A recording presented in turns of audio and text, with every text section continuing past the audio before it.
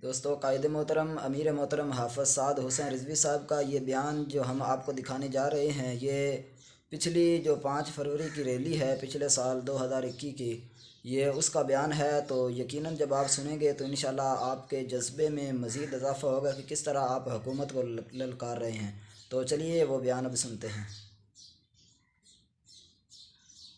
اگر وہاں سے کوئی دشمن للکار رہا ہو تو یہ نہیں کہا جاتا کہ جناب باہر نکل کے احتجاج کریں گے، بلکہ یہ کہا جاتا ہے کہ آؤ میدان میں اور دیکھتے ہیں تلواریں کس کے ساتھ فیصلہ کرتی ہیں اور کیا کرتی ہیں۔ میں نے کشمیر 5 فروری کی ریلی میں کہا تھا، میں نے کہا تم جھوٹے ہو، ریلیاں نکالتے ہو، اگر سچے ہو تو آؤ ابھی چلتے ہیں سری نگر کی طرف، اگر شام تک کشمیر فتح نہ ہوا تو ہمارا نام بدل کے رکھ دینا، اگر شام تک تم مخلص نہیں ہو نہ تم پاکستان۔ یہ دوستو، آپ نے بیان سنا، اس کے بارے میں آپ کی کیا رائے ہے کمنٹ میں ضرور بتائیں، اور اگر ویڈیو اچھی لگے تو اسے لائک ضرور کریں۔